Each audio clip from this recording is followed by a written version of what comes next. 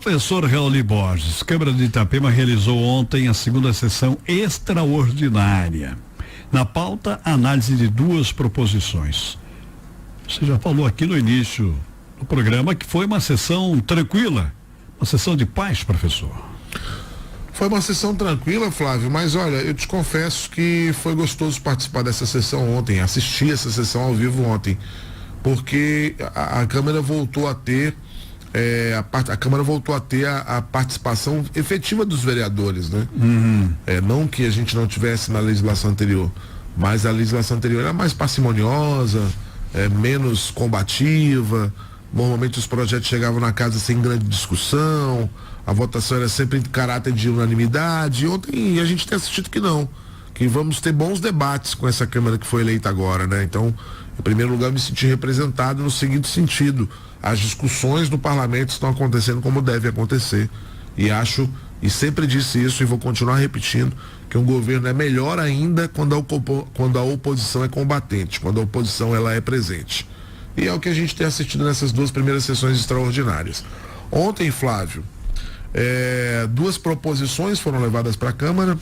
Uma primeira que fazia uma adequação do orçamento do município à reforma administrativa, né? A gente tem que lembrar que a reforma administrativa criou 3 novas secretarias, e essas secretarias são criadas e precisam de recursos. Sim. Então, a primeira coisa que você faz, obviamente, é alterar a lei para destinar recursos dentro do orçamento para essas 3 secretarias. Então, um projeto tratava disso ontem.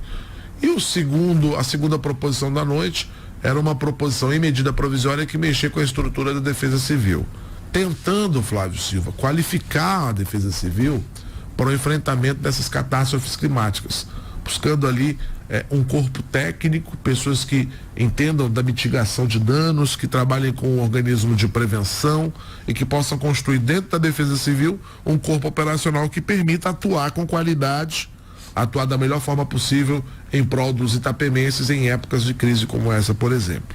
Então, as duas propostas foram aprovadas. Eu até mandei para o Vini ali os placares, né? Na primeira a gente teve 3 votos contrários, e na segunda 3 votos da oposição contrários, e na segunda a gente teve aprovação por unanimidade, né, Flávio? Isso mostra ali que essa Câmara ela vai votar sim quando ela entender que o projeto é bom para a população, e ela vai divergir também quando tiver que melhorar algum tipo de projeto, e a gente pôde perceber isso.